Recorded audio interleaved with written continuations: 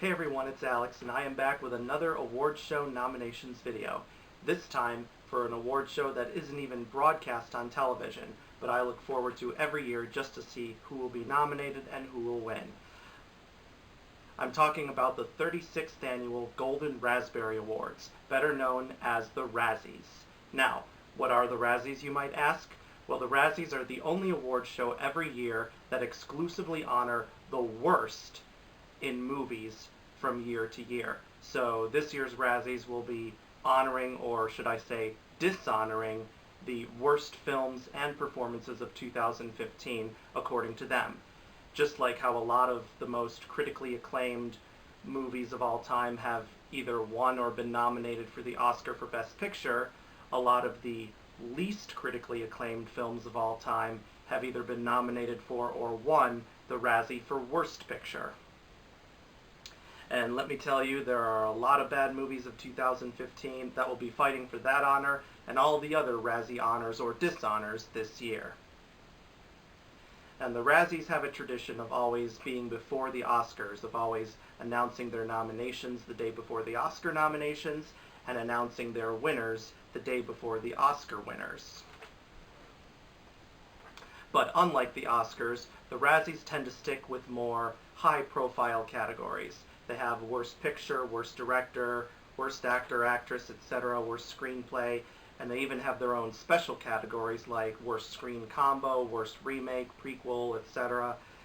But they avoid technical categories like cinematography, editing, makeup, etc. To some degree I can understand why, but at the same time, I do feel that there are movies that have bad technical elements that should be called out on that. But still, there's a lot to look forward to with the Razzies because it is the one time where the bad movies of each year finally get the trashing and scorning that they deserve. So, with that being said, it's now time to take a look at who the Golden Raspberry Awards Committee determined is the worst of 2015. And here are the nominees for the 36th Annual Razzie Awards. Worst Remake or Sequel: Alvin and the Chipmunks: The Road Chip, Fantastic Four, Hot Tub Time Machine 2, The Human Centipede 3 Final Sequence, Paul Blart Mall Cop 2. Worst Screenplay: Simon Kinberg, Jeremy Slater, and Josh Trank, Fantastic Four, Kelly Marcel, 50 Shades of Grey, Andy Wachowski and Lana Wachowski, Jupiter Ascending, Kevin James and Nick Bakay, Paul Blart Mall Cop 2, Tim Herlihy and Timothy Dowling, Pixels. Worst Screen Combo: Adam Sandler and Any Pair of Shoes, The Cobbler, Miles Teller, Michael B. Jordan, Kate Mara and Jamie Bell, Fantastic Four, Jamie Dornan and Dakota Johnson, 50 Shades of Grey, Johnny Depp and his glued-on mustache, Mordecai, Kevin James and either his Segway or glued-on mustache, Paul Blart Mall Cop 2. Worst Supporting Actor: Chevy Chase, Hot Tub Time Machine 2, and Vacation, Josh Gad, Pixels and The Wedding Ringer, Kevin James, Pixels, Jason Lee, Alvin and the Chipmunks: The Road Chip, Eddie Redmayne, Jupiter Ascending. Worst Supporting Actress: Kaylee Cuoco, Alvin and the Chipmunks: The Road Chip and The Wedding Ringer, Rooney Mara, Pan, Michelle Monaghan, Pixels, Julianne Moore, Seventh Son, Amanda Seyfried, Love the Coopers and Pan. Worst Actor: Johnny Depp, Mordecai, Jamie Dornan, 50 Shades of Grey, Kevin James, Paul Blart Mall Cop 2, Adam Sandler, The Cobbler and Pixels, Channing Tatum, Jupiter Ascending. Worst Actress: Katherine Heigl, Home Sweet Hell, Dakota Johnson, 50 Shades of Grey, Mila Kunis, Jupiter Ascending, Jennifer Lopez, The Boy Next Door, Gwyneth Paltrow, Mordecai. Worst Director: Josh Trank, Fantastic Four, Sam Taylor Johnson, 50 Shades of Grey, Tom 6, The Human Centipede 3 Final Sequence.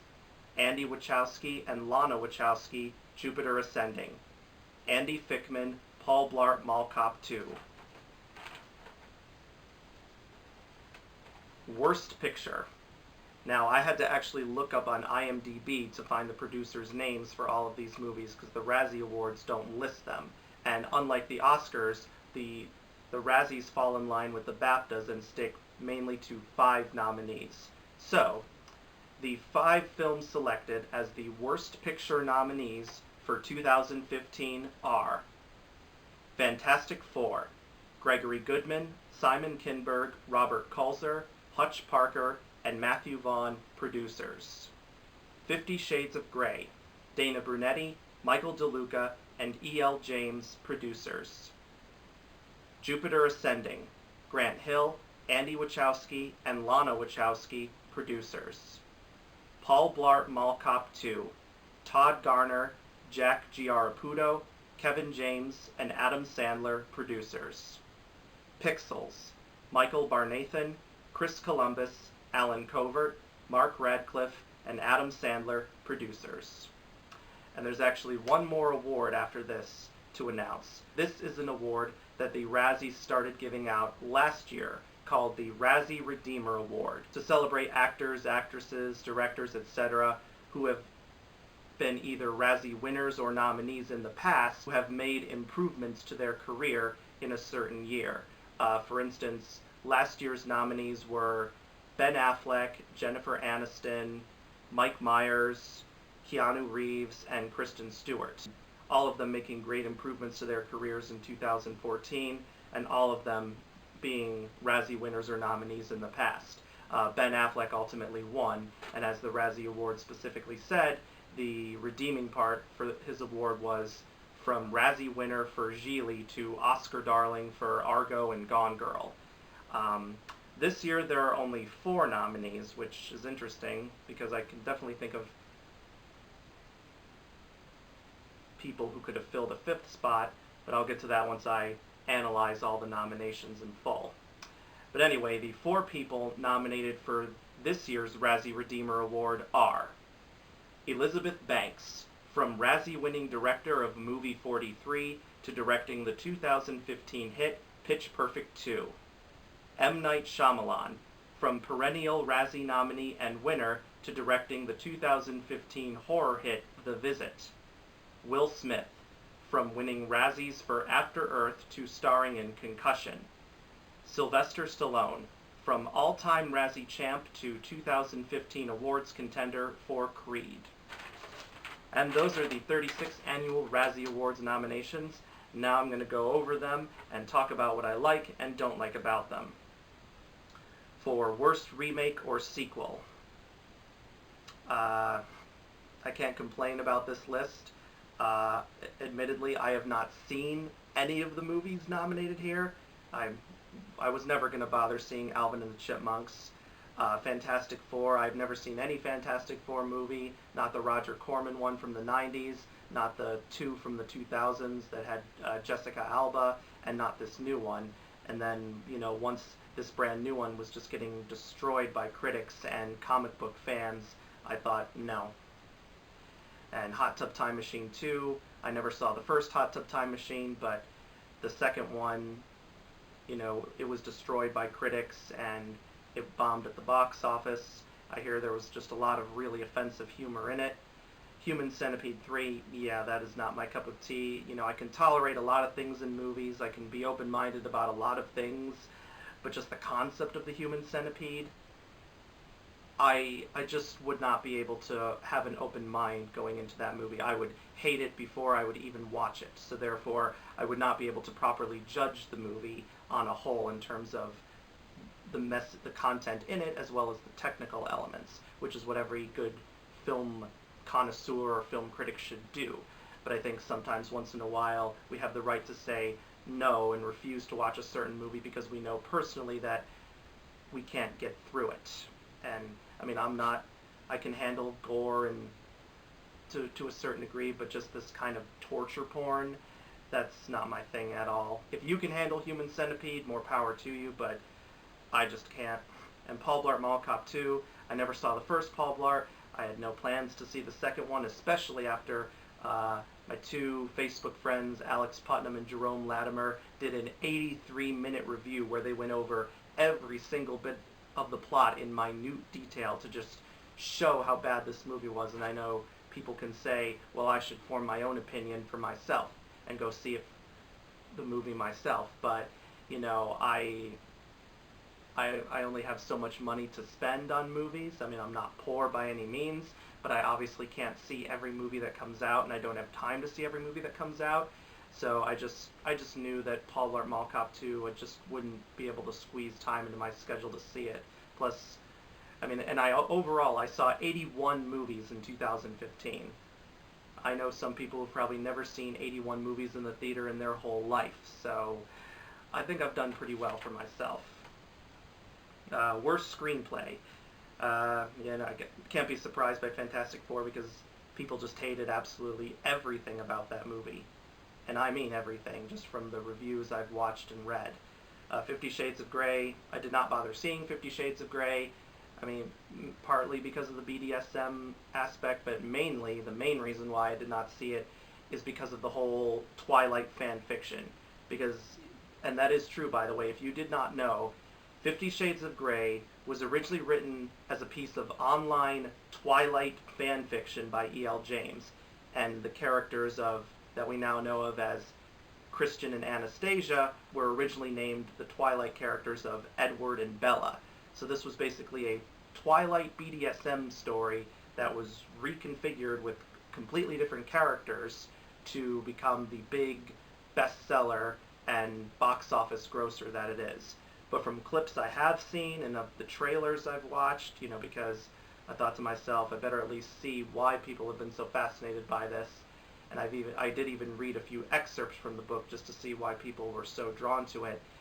And in both the book and the movie, the dialogue is just horrible. I don't understand how the actors could keep a straight face while saying this stuff. I bet many of them couldn't. And that the final product of the film is, you know, the best take they could use before they broke down laughing at just the cheesiness of it all. Speaking of cheesiness, that's one of the big problems with Jupiter Ascending, is some of the most cheesy dialogue you will ever hear. I mean, and just some of the plot elements in Jupiter Ascending make no sense, like how bees can recognize Mila Kunis as the queen of the universe, and just some of the awkward scenes in there, like when she and Channing Tatum flirt about dogs. I mean, what the hell? I already talked about that in my worst films of 2015 video, but yeah, the writing in Jupiter Ascending just very cheesy, very amateur. Just it feels like it was the rough draft of a science fiction story written by an 8th grader. Although when I was in 8th grade, I knew kids who did write better stories than Jupiter Ascending. Then Paul Blart Mall Cop 2, you know, I guess I shouldn't be surprised there. And then Pixels. Oh my god, the dialogue in Pixels was so bad. I mean, just some of the lines they said, you know, nerds are the best kissers because we appreciate it more, or just the concept of Peter Dinklage always calling himself the Fire Blaster, but saying it in a weird voice. And then, of course, Sean Bean saying, like, if I say we're shooting a beer commercial, we're shooting a beer commercial! When they're fighting off the aliens and people are looking on, and onlookers are wondering what's going on.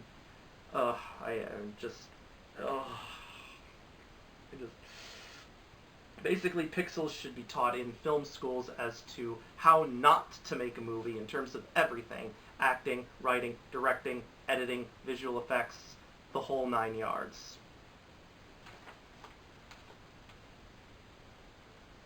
Worst screen combo. Now, many of these nominations may seem ridiculous for those who have never looked at the Razzies before, like with Adam Sandler and Any Pair of Shoes and The Cobbler. But to be honest, many of these are deserving. I mean, I saw The Cobbler, and these magical shoes that Adam Sandler uses to, you know, play pranks on people, it just made the story very convoluted and actually quite boring at times. So in the Fantastic Four, of course, no surprise there. 50 Shades of Grey, no surprise there. And then Worst Supporting Actor. I forgot to mention before I read these nominations that the Razzie Awards allow actors and directors to be nominated for more than one film, which is something the Oscars and the Golden Globes don't do. But I guess, you know, I guess the Razzies like to do that to kind of, you know, say to those actors and actresses and directors, you should have known better.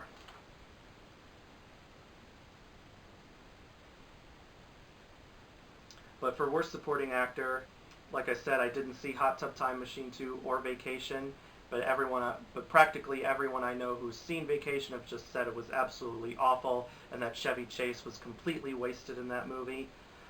I'm so glad to see Josh Gad in here. I mean, admittedly, I did like him in The Wedding Ringer. I was surprised that I did like that movie, just barely liked it. But Pixels, oh my goodness, Josh Gad was so bad in Pixels.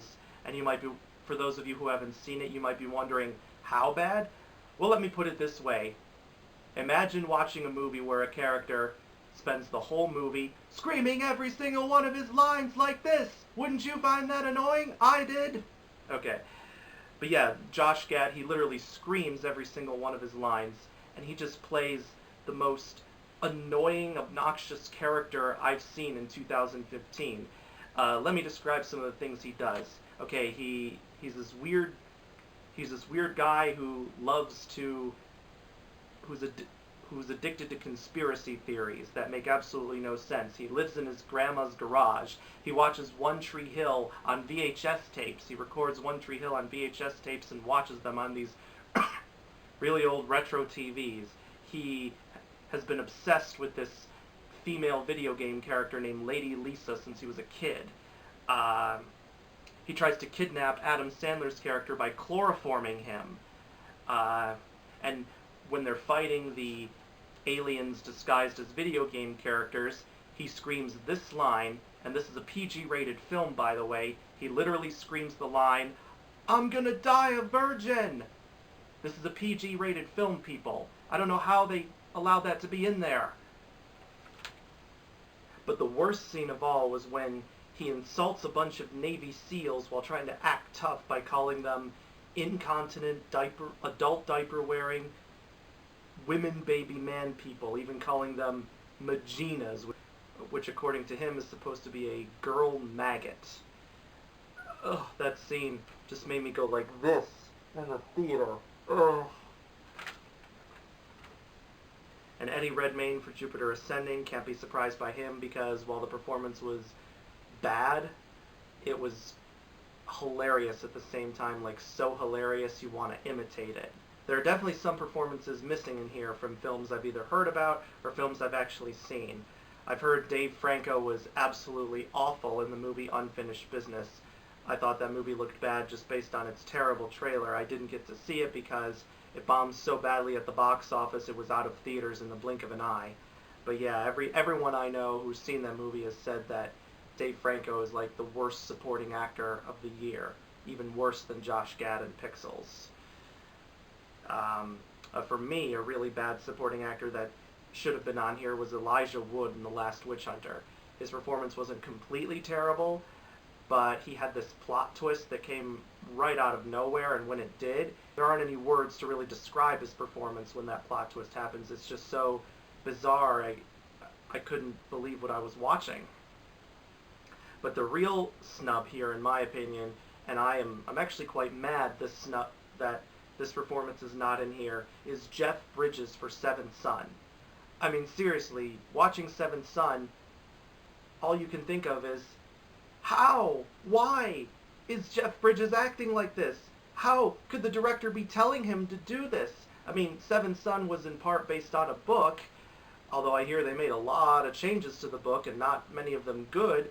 But even so, I can't imagine that Jeff Bridges' character in the book was supposed to talk like that. I mean, and just the way Jeff Bridges delivered his lines, not with just the voice, but just the tone itself, it just sounded like he was bored as hell. I mean, maybe the script for this movie was pretty good, but they did like a lot of rewrites and made it look bad. I don't know, but still, you just wish Jeff Bridges picked a better film to do. The fact that Julianne Moore is nominated here, but he isn't, that's just insulting. Because was Julianne Moore's performance great? Not really. But at least Julianne Moore tried to act despite the terrible script she was having to work with. At least she was trying. You could tell she was trying. With Jeff Bridges, he was just standing there like, because his character talks in like this really weird, deep voice, and I know there is one person out there I do know who will be so happy Julianne Moore is nominated because he thought she was the worst thing in this film and that Jeff Bridges was way better, but no. Jeff Bridges was easily the worst thing in this film, and I cannot believe the Razzie voters found some way to overlook his performance. I mean, is Josh Gad worse in Pixels? Yes, but Jeff Bridges should have at least been nominated because, in my opinion, he gave the second worst supporting actor performance of the year that I've personally seen. And speaking of Jeff Bridges, why weren't he and Ben Barnes nominated for worst screen combo?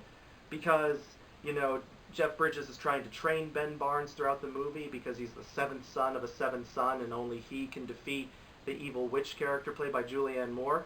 But still, Jeff Bridges' character is a horrible mentor/trainer in this movie. And, I won't go into any further details, but let's just say Harry Potter and Dumbledore were a much better student-teacher duo. And for worst supporting actress, I didn't see Kaylee Cuoco in Alvin and the Chipmunks, but I did see her in The Wedding Ringer, and while I wouldn't say her performance was the worst thing ever, I really hated her character. Her character was so unlikable that no man should ever want to marry her. She's basically a spoiled brat. That's all I can really say, because I don't want to get too profane here in my videos, because there are a lot more profane words I can use to describe her character, but I don't want to offend anybody who's offended by profanity, and I don't want to cause a controversy in the comments section because of it. But if you see The Wedding Ringer, or if you have already seen it, you'll understand what I mean about Kaylee Cuoco's character.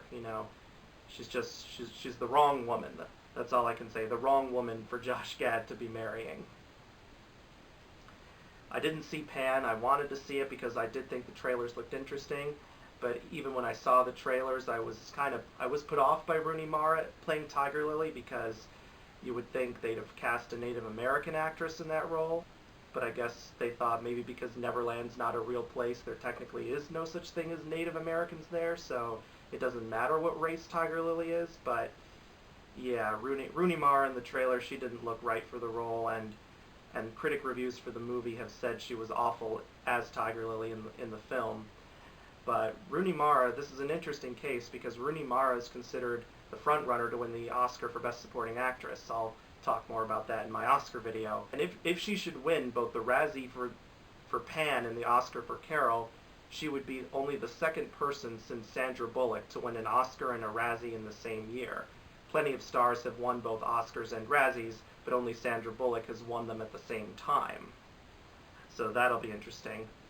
And Michelle Monaghan in Pixels, I mean, her character, she had the potential to be this great character, a woman who was, had this very high-ranking military job that you would usually see be held by a man in most movies, but her character just does some weird things. I talked about it openly in my worst video, like she drinks wine out of a sippy cup because her husband left her for a 19-year-old Pilates instructor, and she's obviously there just to be the romantic interest for Adam Sandler. Yeah. Like I said about Julianne Moore, it wasn't her best performance, but it certainly wasn't bad enough to get a Razzie nomination. If I could put someone else in here, I'd put either Ellen Barkin for The Cobbler, because her character just made the story more convoluted than it was, and Ellen Barkin, you could tell she was trying, and her talent did help elevate the movie a little bit, but even so, just the convoluted nature that her character brought to the plot just couldn't save the film in any ways. And Rose Leslie in The Last Witch Hunter, she was meant to be the love interest for Vin Diesel's character, but she and Vin Diesel had no chemistry at all, and She didn't really do anything to make me interested in her character. She was, you could have easily taken her out of the entire movie and it wouldn't have affected the story at all. And with Amanda Seyfried, I didn't see Love the Coopers, but I've heard from some people that it's like one of the worst Christmas movies ever. And like I said with Rooney Mara, I didn't see Pan, so I can't really talk too much about that. For Worst Actor, this looks like a pretty solid list. I didn't see Mordecai. When I saw the trailer, I thought, oh, that might be like kind of a guilty pleasure. It just got absolutely destroyed by critics, and it bombed really badly at the box office, so... And everyone I know who's seen Mordecai has said Johnny Depp is annoying as hell in that movie, so I guess I can see why he's nominated here. Jamie Dornan for 50 Shades of Grey, no surprise there. From the trailers and clips I've seen of 50 Shades of Grey, I was like, what is he doing? Yeah, just the way he delivered his lines and the actual lines themselves, it was just not good from what I've seen. Kevin James, yeah, no surprise. Adam Sandler, no surprise, Adam Sandler is basically the Meryl Streep of the Razzies because, the Oscars have always loved to nominate Meryl Streep for a performance. They've nominated her, I think, 19 times. Adam Sandler, I don't know how many exact times he's been nominated for a Razzie, but it's been a lot. Like, probably almost enough to, maybe even more. Maybe he may have even gotten more Razzie nominations than Meryl Streep has Oscar nominations. I'll have to check. I mean, Sandler still hasn't surpassed the record held by Sylvester Stallone, because Sylvester Stallone is the most Razzie-nominated individual of all time and has won more Razzies than any other person of all time. But Adam Sandler, he could easily break Stallone's record by the time he's Stallone's age if he keeps going the way he is with his career. And then Channing Tatum for Jupiter Ascending. Yeah, he wasn't really that good. I can see why he's nominated here, but if I had to make a change, I would have taken Channing Tatum out and put in Vin Diesel for The Last Witch Hunter, because Vin Diesel was just being Vin Diesel. He was just, talking like this. I must destroy the witch who destroyed my family. I hate being immortal, etc., etc., etc. Worst Actress. Home Sweet Hell was a film I had completely forgotten about. I remember reading it on Rotten Tomatoes because every week I always read the Rotten Tomatoes review roundup of all the big blockbuster releases and all the independent film releases. And Home Sweet Hell, I forget when it came out, but it was released in a few theaters, but it came and went really quickly because it only had like a 5% rating on Rotten Tomatoes. And Katherine Heigl, she's kind of becoming the female Adam Sandler. She obviously does not have the same shtick as Adam Sandler, but pretty much every movie she's done, both during her time on Grey's Anatomy and after she left Grey's Anatomy, with the exception of Knocked Up, almost every one of her movies has been slammed by critics. And I don't know how many Razzie nominations she's had at this point, but she's had quite a few, so... Yeah, Katherine Heigl, she may definitely want to reassess her career, get herself a new agent, new manager, whatever it takes. Dakota Johnson, from what I saw, the 50 Shades of Grey clips, absolutely no surprise to see her there. Mila Kunis for Jupiter Ascending, yes. I mean, I've seen other actresses give worse performance, but Mila Kunis was just so bland in this movie, and when you're supposed to be the main star of the movie, you can't afford to be bland. I don't know why the Wachowskis didn't try to direct her better. Maybe they simply couldn't. I don't know. Mila Kunis can be a great actress. I remember loving her performance in Black Swan, and I was one of the many people who was upset when she didn't get an Oscar nomination for that movie for Best Supporting Actress. Thankfully, Natalie Portman got a Best Actress nomination and won. But yeah, I was really shocked when Mila Kunis didn't get a nomination as well, because she was really good in that movie.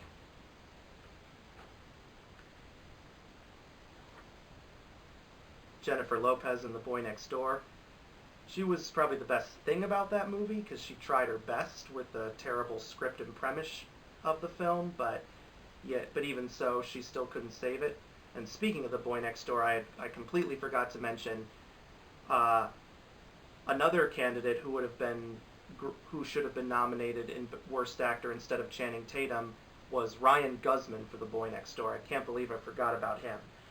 He was the hammiest stalker I have ever seen in a film. Like he just hammed it up so much that it was like, what the hell? I mean, I don't know why the director thought he would be scary. I mean, you could understand why Jennifer Lopez was fearing for her life, but still, just the way in which he talked and just the things he did. I mean, the way he talked just was like, it was unintentionally hilarious. You're not supposed to laugh at this kind of thing, but the way in which he delivers his lines, you can't help but laugh. And just the things he does as a stalker, it's all been done before tons of times in other movies and done much better. So much so that when Ryan Guzman meets his fate, you're happy. I mean, of course, you'd be happy for any evil stalker to meet a horrendous fate, but here, you're just praying for that to happen. When it does, you just go, thank you, thank you. And with Gwyneth Paltrow and Mordecai, I can't really comment on that because I didn't see it. Worst director. I guess I shouldn't be too surprised by this list. There is one person missing in here, in my opinion, and in a lot of other categories too, but I'll get to that at the end because there's this one film I'm surprised has not been in here at all, and I want to wait till the end to talk about it because, you know, if I were to talk about it in every single category, I'd just be kind of repeating a lot of the same things over and over again. If I could put in the director I felt should have been in here, I honestly don't know which one I would take out. I guess maybe Josh Trank for Fantastic Four, you know, because from the stories I've read, the studio went behind his back and like re-edited the film and pretty much took away everything he had put in there. And Josh Trank himself even disowned the film on Twitter, saying, I wish you could have seen my own cut, but sadly that'll never happen. So I guess maybe take him out and put the director I feel should have been in here in his spot. But since I haven't seen Fantastic Four, I guess I can't really judge that. And then Worst Picture. This looks pretty solid for the most part, except for the film I feel should have definitely been in here. As for which film I'd take out to put it in here, maybe Jupiter Ascending, because while that film was bad on many levels, it was a masterpiece compared to the film I feel was snubbed in here. And I'm going to tell you what that film is. And I'm sure if you've seen my worst list, you might know exactly what it is. And I'm surprised this film did not get any Razzie nominations at all because it was considered eligible by the Razzie committee in nearly every category. And that film is Hot Pursuit. How the hell does a film like Hot Pursuit, which has a 7% rating on Rotten Tomatoes and been included in nearly every film critic's 10 worst movies of 2015 list, get 0 Razzie nominations? I mean, it obviously couldn't be nominated as a remake or a sequel, but it had some of the worst writing I've ever seen in a film. I mean, just some of the dialogue was so bad, I don't understand how the actors didn't complain about it. I mean, and I don't understand how the writers thought, and the studio thought people would think it was good. Ugh. And then Worst Screen Combo. How could Reese Witherspoon and Sofia Vergara have not been nominated here? They were one of the worst duos I've ever seen. I mean, Reese Witherspoon, she talked in a weird Texas accent, and, you know, at the beginning she seems like a promising police officer, but she gets herself into these situations where she is one of the most, not only one of the most incompetent police officers I've ever seen, but just one of the most incompetent people I've ever seen in a movie. And then Sofia Vergara, she just yells and screams at the top of her lungs, and she does it in a way that's so annoying you just want to cover your ears, and she's just portrayed in a very offensive manner by being wealthy because her late husband was a drug dealer.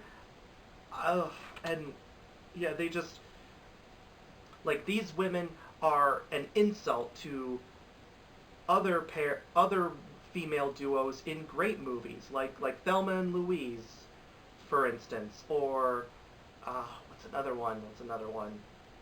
Or Sandra Bullock and Melissa McCarthy's characters in The Heat. They were a great female duo. Reese Witherspoon and Sofia Vergara, they are an insult to those great movies. So, yeah.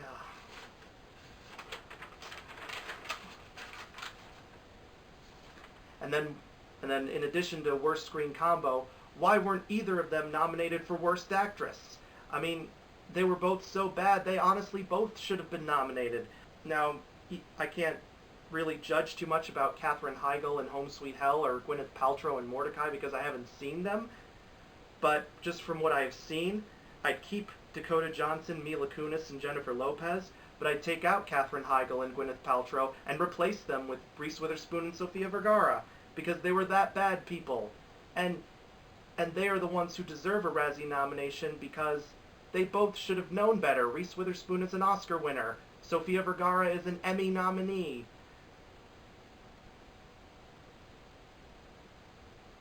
Because the Razzie Awards aren't just meant for normally bad actors giving another bad performance. They're also meant for good actors who should have known better and gave a bad performance. And Reese Witherspoon and Sofia Vergara, they easily fall into that latter category. And how they were not nominated, I just... You know what this feels like? The snub of Reese Witherspoon and Sofia Vergara in these categories honestly feels a lot like Ben Affleck getting snubbed for Best Director at the Oscars for Argo. That's how bad the snub is, in my opinion. You may disagree, but that's honestly how I feel. And Worst Director. Now, I haven't seen Human Centipede 3, but just because I don't like that kind of movie, I guess I can't say Tom Six should be taken out. But if I could, I'd take out maybe Josh Trank for Fantastic Four and replace him with Anne Fletcher for Hot Pursuit. Because I actually think it's a greater insult that, I mean, it's one thing if a male director directs a movie that makes two women look bad, but for a female director to do that, that to me is just even worse and even more insulting. Because you would think a female director would want two women, even if the whole purpose of the movie was to be a comedy, to be, you would think she would want them to be portrayed in a positive way. But no, they aren't. And I don't know why. Ugh. And then Worst Picture. How can it not be nominated for Worst Picture when nearly every critic has named it among the worst films of the year? Now, of course, I'm more passionate about this because I put Hot Pursuit at #1 for my worst films of the year. All these movies, at least the ones I've seen, they're bad, but I guess out of all of them, at least Jupiter Ascending was trying to be a good sci-fi movie. It had the potential. It had a pretty interesting story all set up. It was executed poorly, but at least there was a story there to fall back on and have some redeeming moments, while Hot Pursuit had no redeeming moments. I laughed once or twice in the beginning, but that was it. That's not enough to redeem a movie. And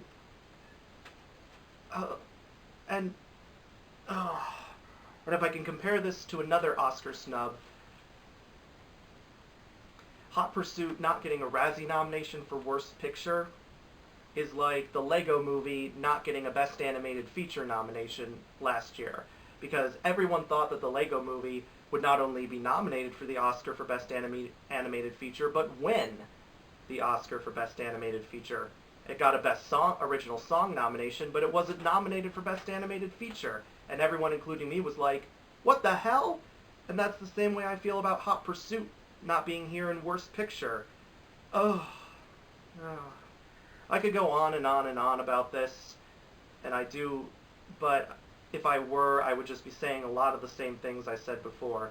And I've already ranted enough about this movie here and in other videos, and I just want to put it behind me once and for all.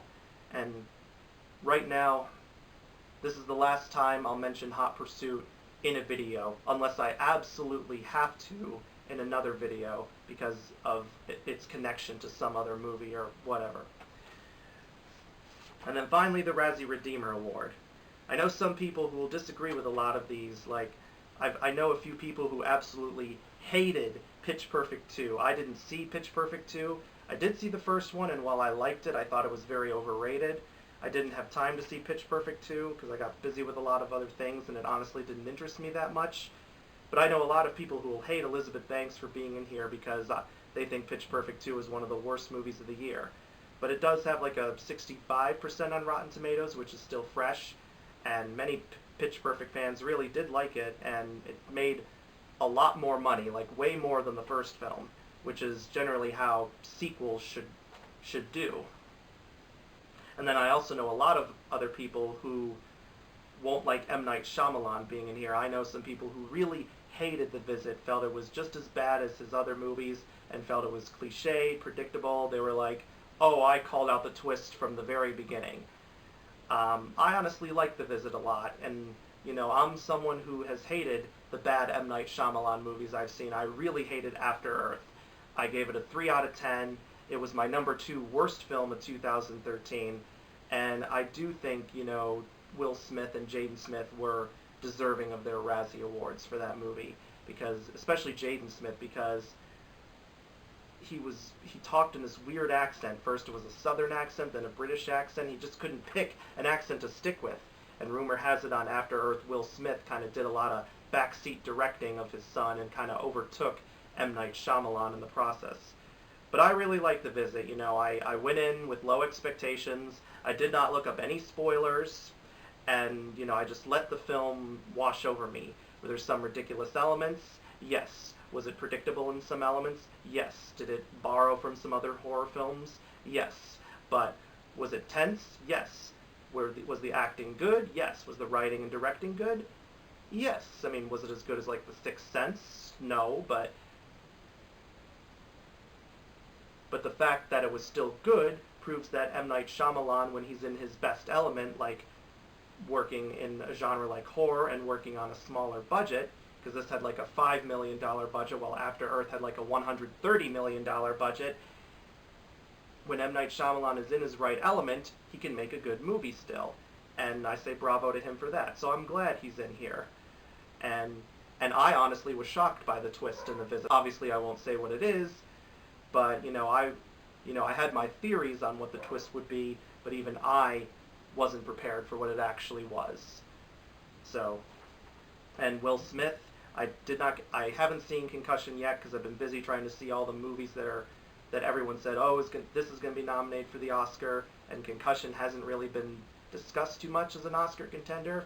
Maybe for Will Smith's performance, but nothing else. And spoiler alert, Will Smith did not get an Oscar nomination for Concussion, but he did get a lot of high praise from critics, many of whom felt it was one of his best performances of his whole career. So in the near future, I will definitely see it, and I hope I'm impressed by it. And then Sylvester Stallone, no surprise at all here. I haven't seen Creed yet because I want to see all the other Rocky movies first and kind of I want to see the history of the Rocky character because I'm a history guy. So, but everyone I know has said Stallone is the best part of the movie, and I know a lot of people want him to win the Oscar.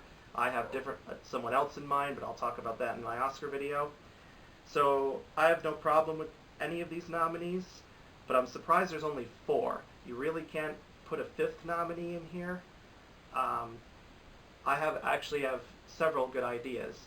I'd have considered Johnny Depp or Michael B. Jordan, but I guess when you're nominated for a Razzie, you can't be nominated for the Redeemer Award at the same time, so because of that, they'd be out.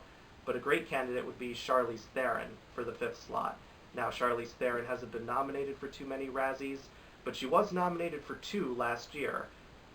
She was nominated as Worst Actress for A Million Ways to Die in the West, and she and Seth MacFarlane were also nominated together for Worst Screen Combo.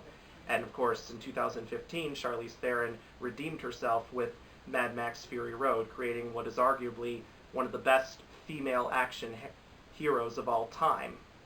And then one last thought I forgot to mention because I was just so angry about Hot Pursuit, is that, like the BAFTAs, I do feel, and my friends Alex Putnam and Jerome Latimer mentioned this in a video they did, that the Razzies should no longer stick to just 5 nominees for Worst Picture.